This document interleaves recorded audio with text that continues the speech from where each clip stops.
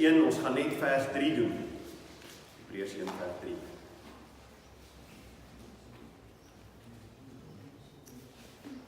Hebreers 1 vers 3.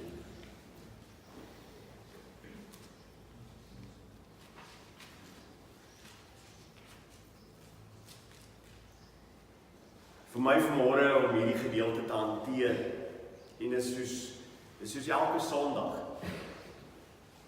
Jy voel net absoluut in jouself dat jy ver te kort om 'n gedeelte soos hierdie te verstaan en te verduidelik oor wie Christus is.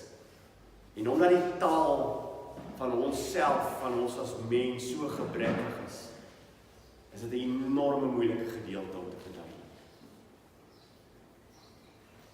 As die Hebreërs skrywer hierdie gedeelte in vers 3 verduidelik, die manier hoe hy dit doen, gebruik hy 2 keer woorde, ons noem dit in die taal hapax legomenon, dit beteken dit kom net 1 keer voor in die hele Bybel.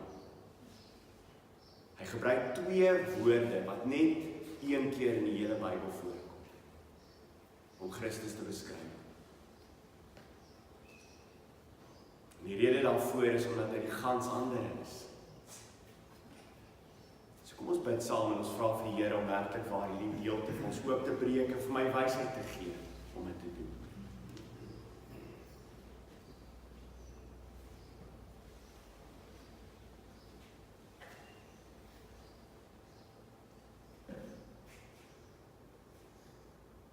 Here, dis 'n absolute nederigheid wat ons voor die troon verskyn.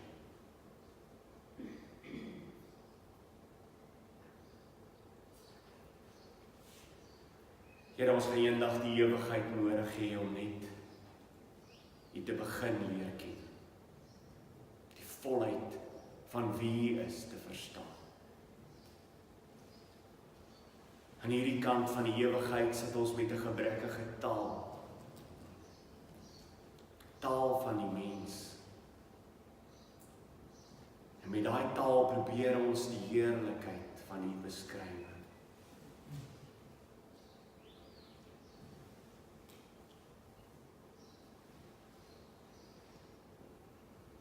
Here, wil U nie vanmôre die prediker salf met U wysheid.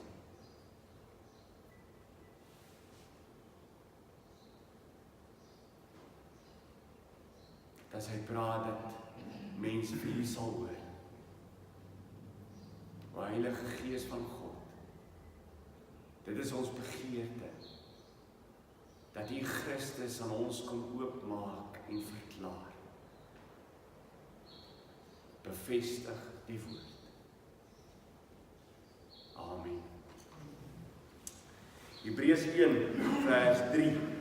Kom ons lees van vers 1 af, dan kry jy 'n goeie idee. En dan lees ons van vers 3, gaan ons tema oor gaan vanmôre. Nadat God baie keer en op baie maniere in die ou tyd gespreek het tot die vaders deur die profete. So in die ou tyd het hy gepraat deur die profete. En in die laaste dae het hy tot ons gespreek deur die Seun. Die Seun was die vervulling van alles gewees. Daarom is die Bybel volledig. Ons het niks meer anders as die Bybel nodig nie. Ons het nie nuwe profesieë nodig nie. Ons het nie nuwe mense wat vorentoe kom en sê ek wil julle iets nuuts vertel nie, want ons het die volledige in die profete en in die Seun. En dan vers 2, wat hy as erfgenaam van alles aangestel het, alles behoort aan Christus, nie? Deur wie hy ook die wêreld gemaak het, dit het ons laas keer ook gesels. Hy het alles gemaak. Christus het alles gemaak. En dan vers 3. Hy wat die afskynsel is van sy heerlikheid en die afdruksel van sy wese en alle dinge dra deur die woord van sy krag. Nadat hy deur homself die reiniging van ons sondes bewerk het gaan sit aan die regterhand van die majesteit in die hoogte.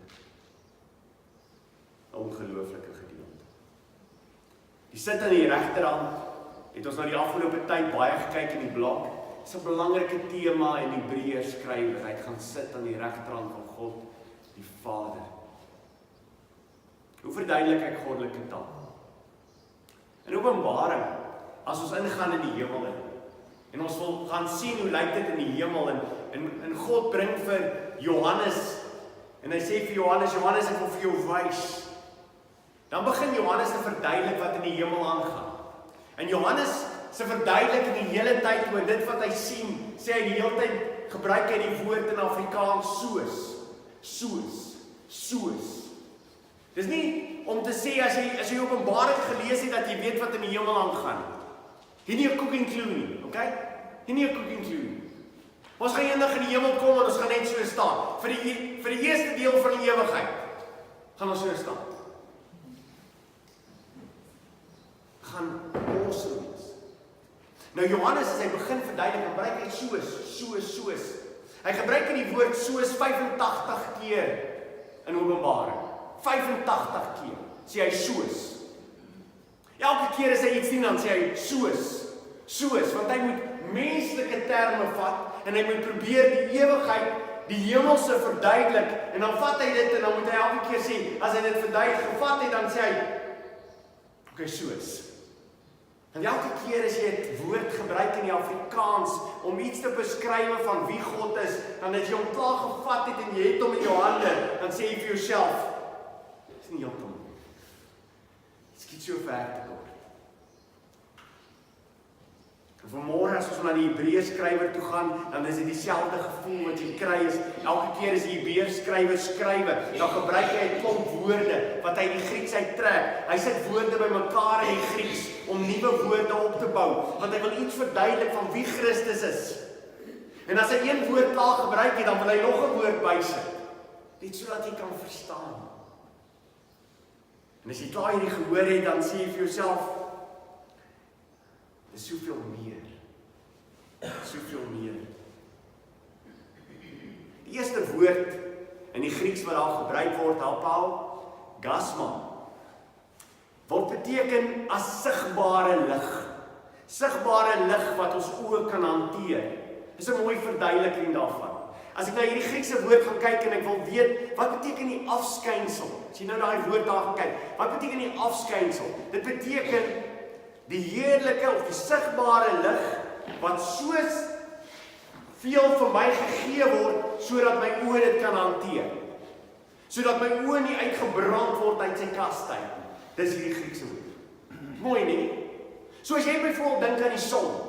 As jy nou met jou oë kyk na die son en jy hou die son dop, wat sal met jou oë gebeur? Jy sal jou oë vernietig. Nou die skrywer hier sê, as ek jou die heerlikheid van wie Christus is, nee. Hy het vir ons gebring die heerlikheid van wie God is, want ons kan nie na God kyk nie, nee? Is dit nie so nie? Wat sê die Bybel as jy God gesien het? Sal jy sterwe? Dis dieselfde gedagte van jy kyk na die son en as jy die son begin dophou, dan brand jou oë. As jy God sien vir die heerlikheid wat hy is, terwyl jy in jou aardse woning hier is, dan sal jy vernietig word.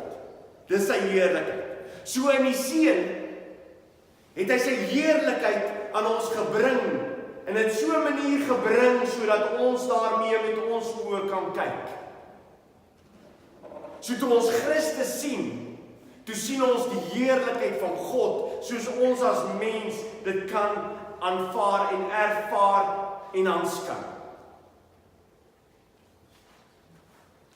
Maar sy heerlikheid is baie groot. Sy heerlikheid is baie groter, maar dit is wie hy is. Hy wat die afskynsel is, die lig wat hy is, wat gekom het in hierdie wêreld. Athanasius, een van die kerkvaders, skryf oor hierdie gedeelte. Hy sê die heerlikheid kan nie van die lig geskei word nie. Dis vir my mooi. Die heerlikheid van wie Christus is, kan nie van die lig geskei word nie. Net soos die sonstrale wat veroorsaak dat daar lig hier by ons uitkom en ons kan die lig ervaar. Vanmôre het die son opgekom en ons sien oral lig rondom ons. Dit is deel van wat die heerlikheid is van die son wat na ons toe kom. Hierdie lig wat ons ervaar. Dis onlosmaaklik deel. Jy sien die mens, kom ons probeer dit so verduidelik. Die mens, toe God hom geskaap het, het hy hom geskaap na die beeld van God. Nou wat maak dit verskil? Hoe is die verskil tussen my, wat na die beeld gemaak word van hom, terwyl Christus die heerlikheid is? Dis soos ons is die wat? Die spieël. Ons is die spieël. En daarom, toe daar sonde kom in die wêreld, en wat het gebeur met hierdie spieël? Hy's geskend. Ons is nie meer die heerlikheid van God weerspieël soos wat ons behoort in sy beeld nie. En daarom in Christus word ons weer herstel, dat ons weer 'n spieël kan wees van die heerlikheid van God weer kan weerspieël in die wêreld waarin ons lewe. Maar hy is nie die spieël van God nie. Hy is die ware son se lig wat in die wêreld inkom en breek het. Die son, die strale is deel van mekaar. So is God in Christus Jesus, is hy God, waarlik God. En daarom die oomblik toe ons hom aanskou het, het ons vir God aanskou. Dit is so 'n mooie verduideliking in die Ou Testament af. In die Ou Testament, elke keer as jy vir God se verskyning gesien het die Hebreers gepraat van Shekinah. Shekinah, heerlikheid van God, wat aan die mens verskyn het. En dan vul hy die tempel.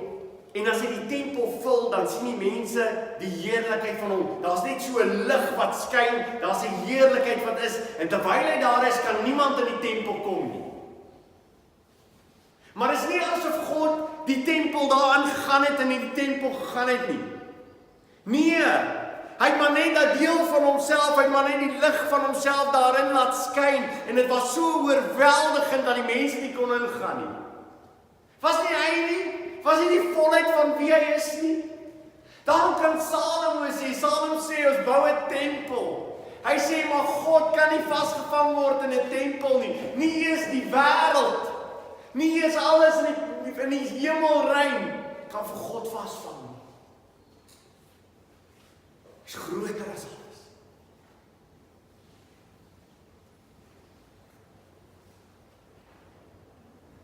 Maar sy heerlikheid, die oomblik as daar 'n ontmoeting is met die mens, dan vind ons dat Moses, nadat hy 'n ontmoeting met die Here gehad het, in Eksodus 33 vers 9, en as Moses in die tent ingaan, kom die wolkkolom af, en gaan by die ingang van die tent staan, en dan spreek hy met Moses, God spreek met Moses.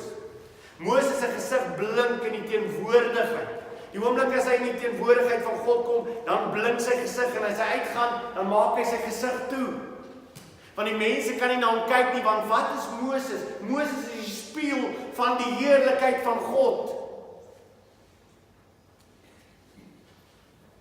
Die Hebreers gaan aangaan om vir ons te vertel, Christus is groter as Moses. Hoekom? Moses is 'n spieël wat die heerlikheid weerkaats, so weerkaats dat die mense nie eens na hom wil kyk vir Moses nie. Maar Christus is soveel meer. Hy is die heerlikheid self. Hy is die heerlikheid. Daarom as Johannes, die gedeelte wat ons saam hanteer het, Johannes Evangelie, Johannes 1 vers 5, en die lig skyn in die duisternis, en die duisternis het dit nie oorweldig nie. Christus is in die wêreld ingekom. En hy het in hierdie wêreld ingebreek, en sy lig het geskyn in hierdie duisternis, en die duisternis kon dit nie oorweldig nie. Dit maak nie saak hoe sleg die wêreld raak daar buitekant nie. Die heerlikheid van God, wat in ons as gelowiges is, wat Christus vir ons in laat breek het, kan nooit oorweldig word deur die duisternis daar buitekant. Die lig skyn in die duisternis, en die duisternis het dit nie oorweldig. Johannes gaan aan, vers 9. Die waaragtige lig wat elke mens verlig, was aankom in die wêreld. Johannes 3 vers 19. En dit is die oordeel dat die lig in die wêreld gekom het, en die mense het die duisternis liewer gehad as die lig, want hulle werke was boos. Solank as ek in die wêreld is, Johannes 9 vers 5, is ek die lig vir die wêreld. Daarom as ons eendag in die ewigheid by God gaan wees, en Openbaring verduidelik dit so mooi. As ons eendag in die ewigheid by God gaan wees, gaan daar geen meer son wees nie, want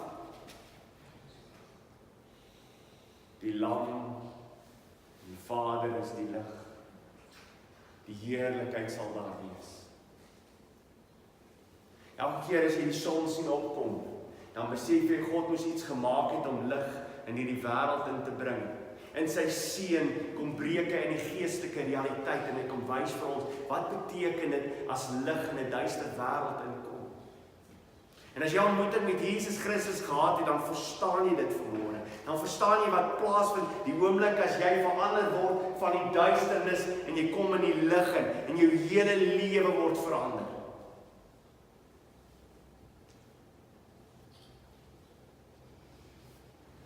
Wat 'n ongelooflike gedeelte. So, die eerste van hierdie teksvers, hy wat die afskynsel is van sy heerlikheid. So, hy is die een, die God self, die strale wat uit God uitgaan.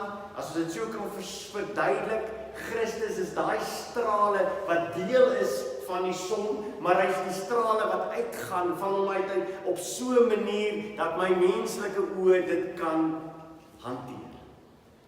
Okay, so nou is ons by vers 1 die eerste gedeelte, hè? Awesome! Yes, today! Kan jy dink hoe ongelooflik is hierdie gedeelte? En jy lees Hebreers 1 hele gedeelte deur in 'n paar sekondes. En as jy great stap ek vanmôre my Bybel studie gaan.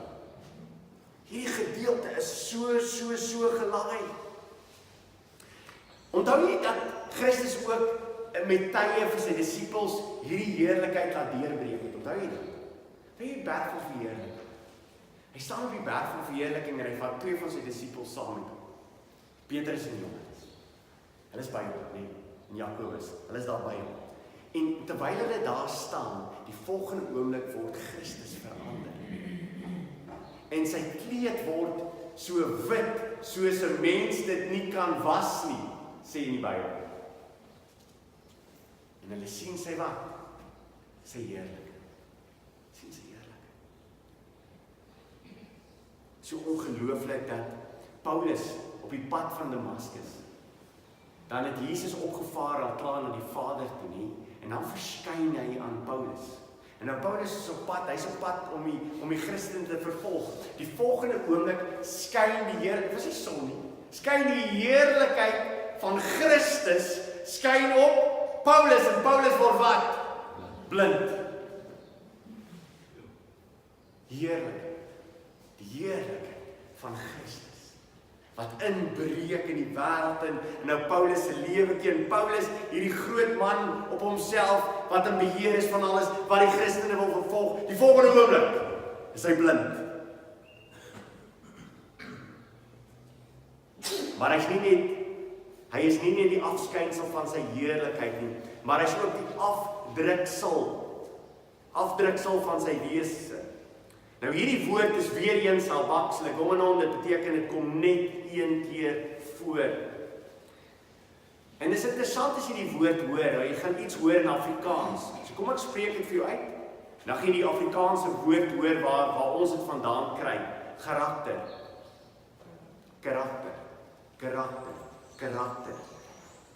Sy natuur, sy essensie, die karakter.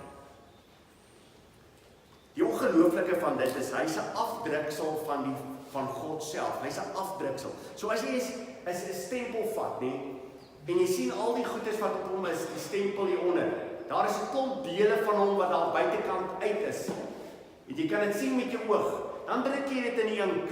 Die oomblik as jy dit in die ink gedruk het en jy druk dit hier af, nee, dan is deel van dit wat wie die wese is van hierdie ene wat jy hierop het, die prent wat hier is, dit wat uitkom daarop, word hierop neergedruk. So as jy daai sien, sien jy wat? Sien jy daai, en as jy daai sien jy daai. Dis wat dit wil beteken vir ons. Dit beteken dat as jy die stamp gehad het, en jy sien die stamp, en jy sien dit wat uit die stamp uitkom, en jy druk hom neer, dan sien jy dieselfde patroon. So as jy vir God gesien het, en jy die Vader gesien, het jy vir Christus gesien. Onthou jy wat Jesus sê in Johannes 14? Johannes 14 vers 9. Jesus sê vir hom, dis nou vir Filippus. Want Filippus het die vraag, Filippus sê, Here, wys net vir ons die Vader. Ek dink daar is tye wat Jesus net ongelooflik moedeloos geraak. Hy is so lank by hulle en hier kom ou Filippus en Filippus dink hy het 'n braaitvraag en sy vraag is, Here, wys ons net die Vader. En in Johannes 14 vers 9, Jesus sê vir hom, ek is so lank by julle, en het jy my nie geken nie, Filippus? Hy wat my gesien het, het die Vader gesien. En hoe sien jy vir my toon die Vader? Hy wat my gesien het die Vader gesien. As jy Christus gesien het, het jy die Vader gesien. Hoekom? Beteken dit dat Christus en die Vader dieselfde is? Nee, maar die afdruksel van God is op alle albei, want hulle is waarlik God. Daarom as jy Christus sien, sien jy God. En die Vader is God. Daarom as jy Christus sien, het jy die Vader gesien. Daarom is daar eenheid. Daar's eenheid in die drie eenheid. Vader, Seun en Heilige Gees, daar's eenheid binne in hulle. En as jy die een gesien het, het jy ook die ander een gesien. Kolossense 1 vers 15 sê vir ons, hy is die beeld van die onsienlike God, die eersgeborene van die hele wêreld. Hy is die beeld van die onsienlike God, die eersgeborene van die hele skepping. Die Griekse woord daar is ikon, waarvan ons icon kry. Okay, so hy is die absolute afbeelding van God self, is hy, Christus. Hy is die beeld van die onsienlike God. So as jy hom sien, sien jy die wese van wie God is. Die eersgeborene van die hele skepping. Kyk gou na Johannes 12. Wat is aan Johannes 12? Johannes 12 vers 44.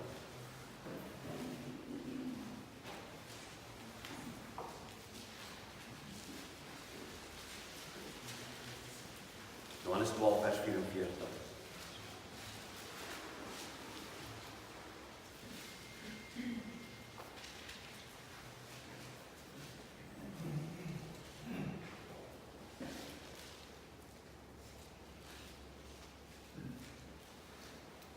Vers 44 sê, en Jesus het uitgeroep en gesê, wie in my glo, glo nie in my nie, maar in hom wat my gestuur het. En wie my aanskou, aanskou hom wat my gestuur het.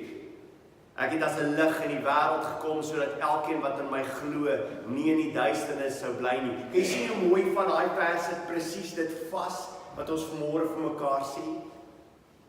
En as iemand na my woorde luister en nie glo nie, ek oordeel hom nie, want ek het nie gekom om die wêreld te oordeel nie, maar om die wêreld te red. Vers 48, wie my verwerp en my woorde nie aanneem nie, het een wat oordeel. Die woord wat ek gespreek het, dit sal hom oordeel in die laaste dag. Want ek het nie uit myself gespreek nie, maar die Vader wat my gestuur het, het my 'n gebod gegee wat ek moet sê en wat ek moet spreek. En ek weet dat sy gebod die ewige lewe is. Wat ek dan spreek, net soos die Vader vir my gesê, spreek ek. Daar's 'n ongelooflike eenheid in dit. Die aanskouing van die Vader, die aanskouing van die Seun is die aanskouing van die Vader. Okay, so, ons het twee goedies hier. Hy is die afskynsel van die heerlikheid. Wat sê ons is die afskynsel van die heerlikheid? Dit beteken hy is die ligstrale wat van die son afkom. As jy die ligstrale is dieselfde in wese as die son. Dit is deel van mekaar. Dis onlosmaaklik deel van mekaar. Dis wie Christus is. So as jy vir Christus ervaar en jy weet van sy heerlikheid, sien jy die heerlikheid van God. Maar as op so 'n mate vir ons gegee, dat ons ou aardse oogies dit kon hanteer. Die volgende gedeelte is, hy is die stamp. Die stamp wat God self is, daai stamp wat gegee is, die afdruksel daarop, is Christus. Daarom as jy Christus sien hier, en jy ervaar al sy woorde wat hy gespreek het, en al sy goed wat hy gesê het, is presies dieselfde as wat God gespreek het.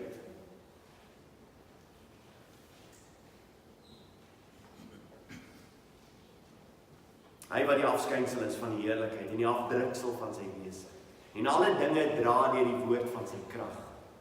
Dis 'n ongelooflike gedeelte. Alles dra deur die woord van sy krag. Wat wil hierdie gedeelte vir jou sê?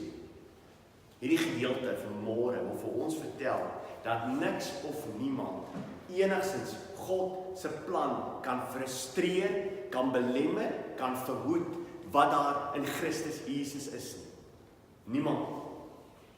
Dit beteken hy dra alles deur die woord van sy krag. Voor die skepping van alles het God die Vader, die Seun en die Heilige Gees 'n plan gehad om mense te kon laat ervaar wat dit beteken om saam met hulle te wandel, om deel te hê aan hulle. En voor die grondlegging van die wêreld het hy beplan en hy het gekies. Hy het 'n uitverkiesing gehad. Hy het bepaal wie dit sou wees. Die Vader se rol was die keuse, was die mense wat in sy hand was. Dit sê Jesus vir ons in Johannes, hy wat in die Vader se hand was, het hy vir die Seun gegee.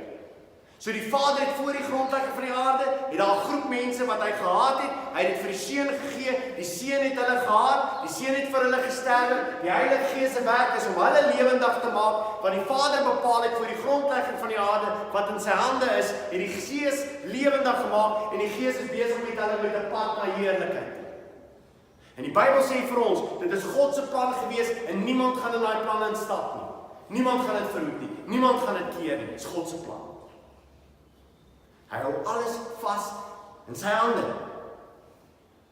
Die skrikwekkende vir my van baie mense is in teologie, is hierdie teologie van ek as mens kan bepaal of ek kies of nie.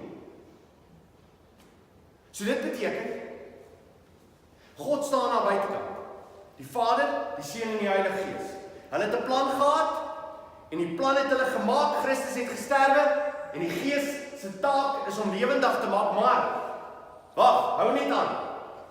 Mens, in sy absolute individualiteit, in sy ding van, ek kan kies soos ek wil, ek het 'n vrye wil, hy kan God se plan belemmer.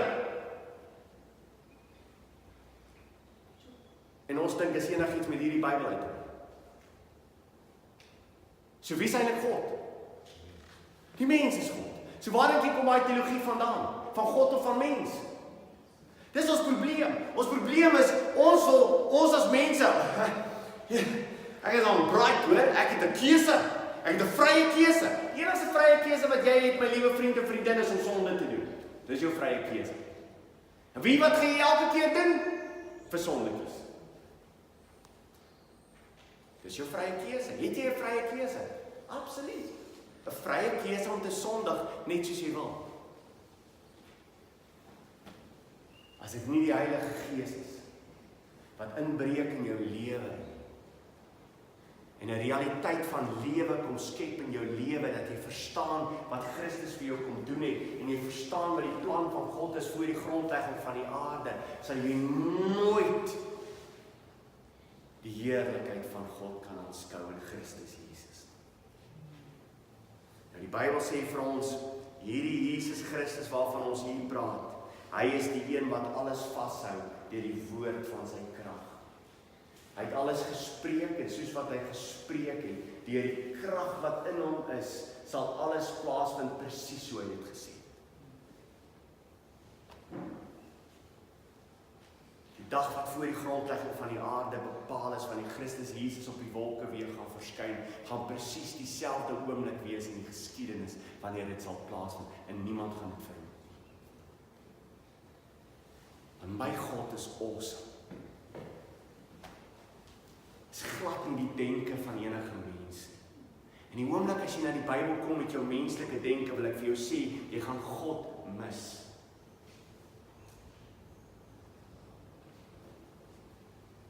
Hy is in beheer van alles. Luister wat sê Kolossense, as hy verduidelik oor Christus en sy skepingswerk, sê Kolossense 1 vers 17, hy is voor alle dinge, en in hom hou alle dinge stand. In hom hou alle dinge stand. Wat beteken dit? Hy is die kern van alles. Dit beteken elke molekule, elke atoom, elke ding wat in hierdie wêreld is, word vasgehou deur God in Christus Jesus. Hy is in beheer van die kleinste gedeelte, en ek weet hulle is al besig met kleiner as atome, maar ek dink is mind-boggling, okay? Maar selfs daai kleinste ou deeltjie, nee. Jesus Christus is in beheer van elke deel wat daar is. Daar is nie een wat sy plekkie sal verloor waar God vir hom bepaal het nie. Want God hou dit vas in Christus Jesus. Wie wat ek dink baie keer nie, as ons dit verstaan. As ek dit verstaan en ek gaan in die wêreld daar buitekant in, want ek dink nie ek verstaan dit altyd.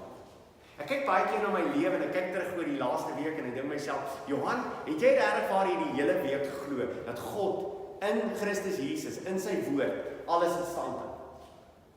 Het ek het geglo? Nee, ek het.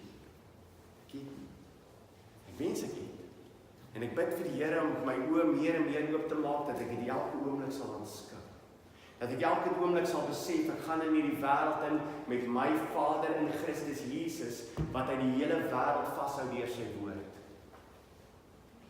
En alles vind plaas presies hoe hy dit bepaal het van die grondlegging van die aarde.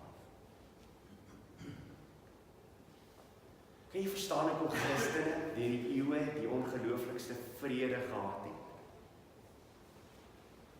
Hulle het nie na die fisiese realiteit gekyk nie. Hulle het na die geestelike realiteit gekyk van Christus Jesus wat in volle beheer is, in sy krag. Hy bring alles tot stand, hy roep alles tot orde, hy gaan alles oordeel. En dan die laaste gedeelte. As jy nou verstaan wie Christus is, nou gaan jy geskok wees. Bly is die hele verhaal van die onderwyser, die hoof wat besig is om die toilette skoon te maak, is maar 'n ongelooflike illustrasie van wat nou hier gebeur. Jy het 'n verduideliking gehad oor wie Christus is, hoe ongelooflik groot hy is. En nou die volgende oomblik skok dit jou, want kyk wat staan hier. Hy sê hy wat die afskynsel is van die heerlikheid en die afdruksel van sy wese, en alle dinge dra deur die woord van sy krag. Nadat hy deur homself die reiniging van ons sondes bewerk.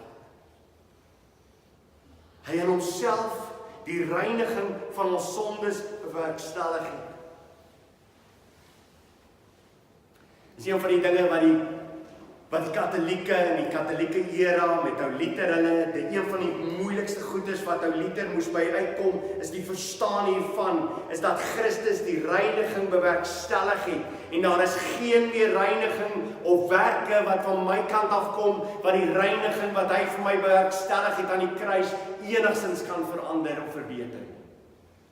Hier is 'n ongelooflike gedeelte, en ek weet jy of ons dit altyd besef nie, as iets wat mysterieus is rondom sy kruisiging. Toe hy aan die kruis gesterf het hy betaal aan die kruis vir al die mense van die verlede se sonde en ook van die hede se sonde en ook van Johan Lou se sonde tot die dag wanneer sy laaste asem uitblaas.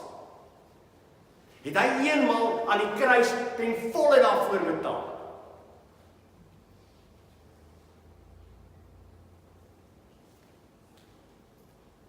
As ek sy kind is, dan moet ek verstaan dat Christus Jesus verstaan het elke liewe sonde wat die res van my lewe sal plaasvind. En hy het gesê, Johan, die res van jou sonde is vir ewigheid, tot die laaste oomblik wat jou asem uitblaas. Elke laaste sonde dra ek aan die kruis van Golgotha vir jou een. Ek kan nie verstaan hoekom mense sê hierdie evangelie veroorsaak dat mense gaan lewe soos wat hulle wil nie. Want as ek verstaan wie Christus is, en ek verstaan dat hy vir al my sonde gesterf het, dan sê ek vir myself, Johan Lou, jy beter nie weer sonde doen nie.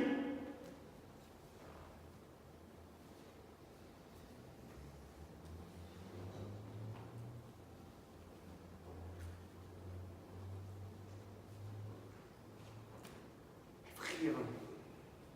Het alles gedra. Hy reiniging van ons sonde bewerk. Dis klaar, dis volbring, ten volle ons reiniging bewerkstellig.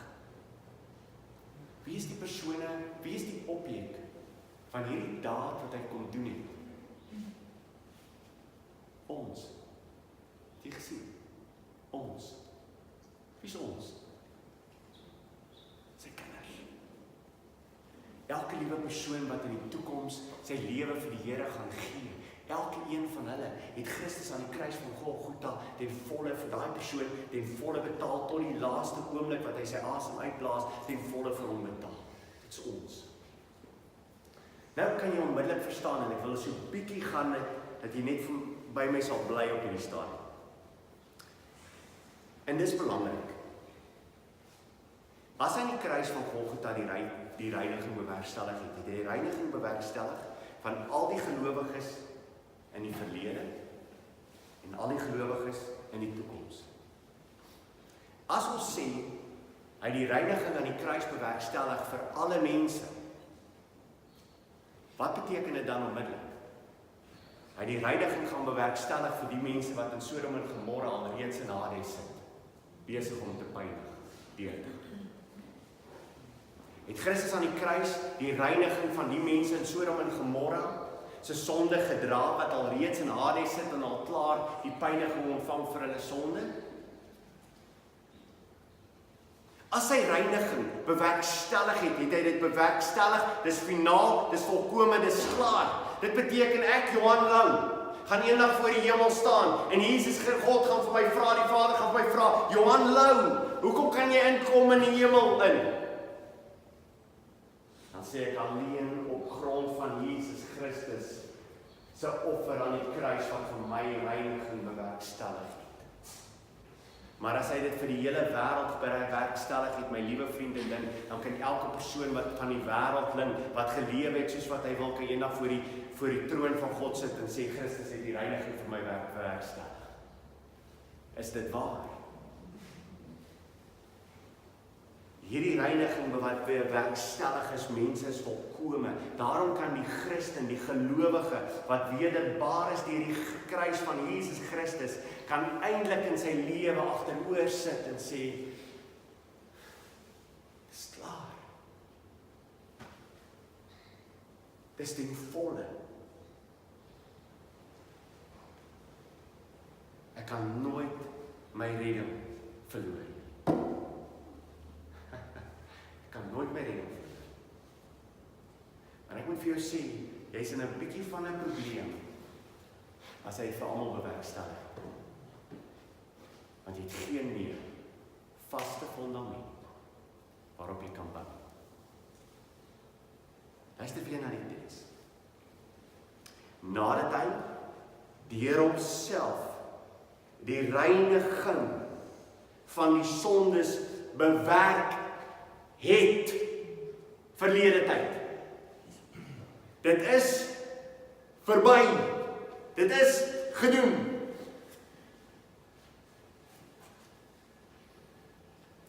Die hele afhanklikheid van hierdie frase is afhanklik van die finitief van die Grieks, die ekafisen, die reiniging. Die hele sinskonstruksie is afhanklik van hierdie een Griekse woord wat sê, dit is tot die einde toe in volledigheid, volmaaktheid bewerkstellig. Dis hoekom dit so amazing is om die Grieks te verstaan en te sien, wow, okay, dis klaar, dis volbring. Maar jy het nie die Grieks nodig, jy kan dit sien in Afrikaans. Kan jy dit in Afrikaans sien? Dis klaar gebring. En dan is dit die ongelooflike. Luister nou verder. Hy sê, nadat hy deur homself die reiniging van ons sondes bewerk het gaan sit aan die regterhand van die majesteit in die hoogte. Nou, waarom nadat hy die reiniging bewerkstellig het? Wat wil die Hebreers skrywer vir ons vertel? Dat hy wil sê, nadat hy die reiniging bewerkstellig het hy gaan sit op die troon. Wat wil hy vir ons sê? Hy wil vir ons sê, dat die reiniging wat hy bewerkstellig is volledig, volkome, gedoen, dis klaar. En Christus gaan sit in die heerskappy langs die Vader aan die regterkant. Hoekom aan die regterkant? Meeste van julle het al gehoor, as jy die blok gelees het, weet jy dit, hoekom aan die regterkant? Want in die hele Ou Testament, as jy aan die regterkant gaan sit het van die troon, as Salomo op die troon sit en hy heers oor Israel, Salomo sit op die troon en sy ma Batseba kom ingestap. Waar laat hy Batseba sit? Aan die regterhand. Hoekom? Want sy regeer as moeder saam met my. Daarom toe Jesus aan die regterhand van die Vader gaan sit het die Vader vir ons getoon dat Christus is mede-regeerder saam met die Vader. Hy is ten volle volkome God. Sonde is betaal, dis volbring, dis klaar, dis afgeskryf. Die reiniging is bewerkstellig. Wie wat sy verhaal in die Bybel illustreer dit vir my baie mooi. Die barmhartige Samaritaan. Wie of wie weet, die barmhartige Samaritaan, wie is die barmhartige Samaritaan? Weet julle? Christus. Christus is die barmhartige Samaritaan. Gaan nie oor iets anders nie. As jy dit gemis het, mis jy die hele verhaal. Christus is die barmhartige Samaritaan. Die barmhartige Samaritaan klim die ou wat hy oplaai, okay? Hierdie ou is stikkend geslaap. Hy vat die ou na die hotel toe, of hotel. Wat ook al die tel was wat hulle daai tyd gehad het. Okay? Hy vat hom so toe. En dan sê hy 'n ongelooflike ding.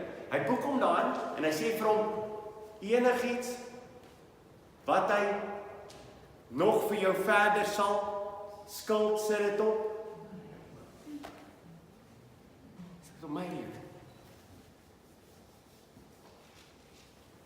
Enigiets wat nog sal plaasvind in my lewe vorentoe, het Christus gesê, sit dit op my rekening. Hy is my kind, sit dit op my rekening. En daarom aan die kruis van Golgotha was alles volkome verklaar, alles is ten volle. En daarom kan Christus aan die kruis sê, toe hy klaar is, dit is volbring. En hy kan gesit aan die regterhand van die Vader, hy kan sit, omdat dit klaar is, dit is verby.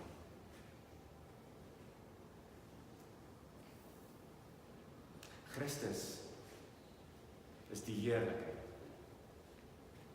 Hy is die volkome afdruksel van God. Hy was bereid om in die wêreld te kom. Om te hang in die kruis. En die bereiniging te bewerkstellig. Van elkeen wat vanmôre sê, Here Jesus, hier is ek. Niks in myself wat ek kan doen om te betaal vir dit wat U gedoen het vir my. Daar's niks wat ek kan doen om reiniging in my eie lewe te bewerkstellig. Daarom gryp ek terug na die kruis as my enigste manier tot saligheid. En ek loof en prys U. Dit is volbring. Amen.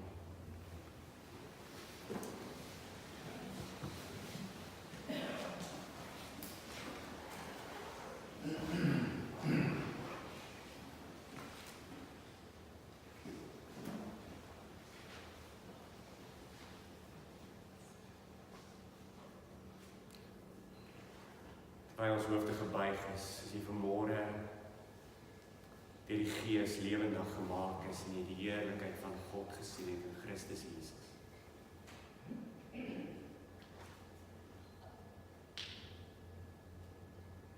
Gee jou lewe vir hom. Begin vir hom te lewe.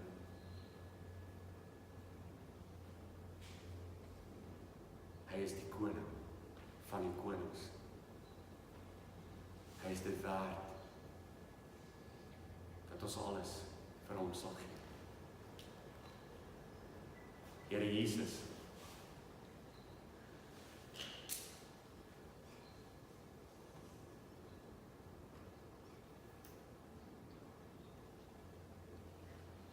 ons verstaan so 'n klein bietjie beter.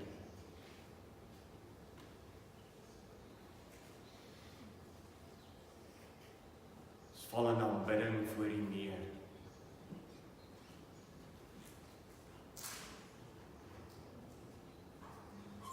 U die een wat alles geskep het en onderhou deur die woord.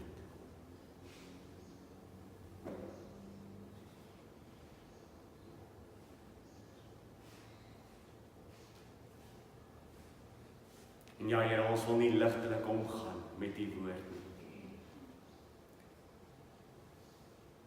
Ons wil in vrees en bewering voor U lewe. Nie omdat ons eendag geoordeel gaan word nie, want ons is gereinig deur die bloed. maar dat ons 'n vrees en 'n bewing in ons sag het, omdat U die lewende God is.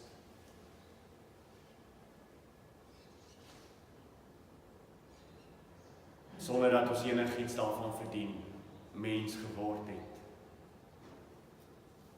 En die heerlikheid van God aan ons kom oopbreek.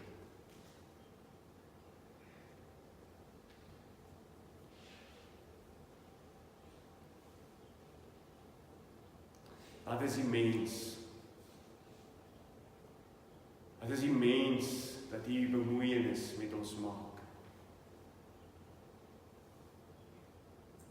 Ja, Heer, ons besef, as U ons nie eers uitgekies het, was daar geen hoop vir ons in hierdie wêreld. As U ons nie lewendig gemaak het nie, sou ons nooit die heerlikheid aanskou. O Heilige Gees. En as U nie vir ons betaal het nie, sou ons verdien om vir ewig gepynig te word. Omdat ons die vuis gebal het teen U as lewende God. En dat ons U gekruisig het.